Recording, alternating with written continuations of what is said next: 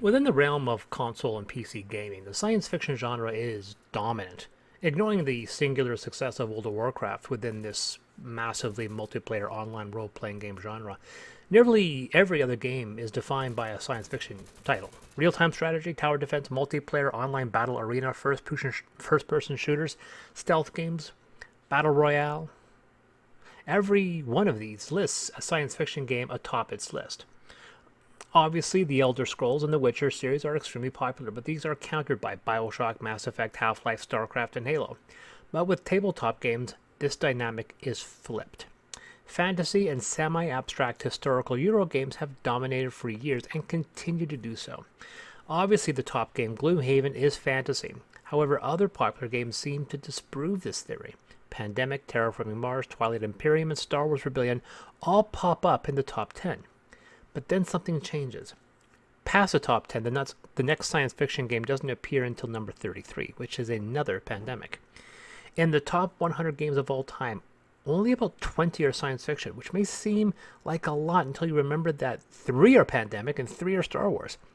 Adding in the next 100, that drops down to only 10, and is repeated for the next 100 after that. From there, it falls even further, now with only 5 titles that are science fiction. This same pattern can be found on Kickstarter, where on the top 10 most funded board games of all time, none are science fiction.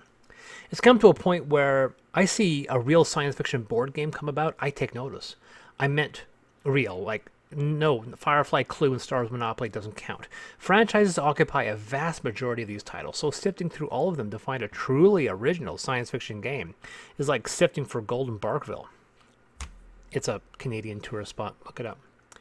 Terraforming Mars is one such title, though it is more a free market economy game than a science fiction game. Alien Frontiers is by far the best die placement game on the market. I cannot begin to stress how good Kepler 3042 is. Super Motherload is my favorite deck building game, and don't forget one of the first and definitive sandbox games ever is a space game called Gia. The one thing all of these games have in common is their relatively small scale. Most of these titles can be acquired for less than $70, but where are the Gloomhaven 7th Continent or Tainted Grail scale games, those epic campaign-driven experiences that take months to complete?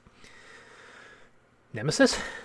Nemesis looks pretty enough, and it's not a bad experience. I mean, I love the setting, but it's a fiddly game to say the least, and it doesn't feature a campaign mode. Okay, actually it does. It's 4 missions, and it ends poorly. Zombicide Invader, another beautiful game, but one where most of the cost is in its miniatures and not in its gameplay. Alas, as one that adores the genre and is always on the lookout for deep campaign-driven science fiction board games, the pickings are slim. One must always be vigilant in looking out for these rare titles. When they do show up, I undoubtedly parade them in front of everyone I know.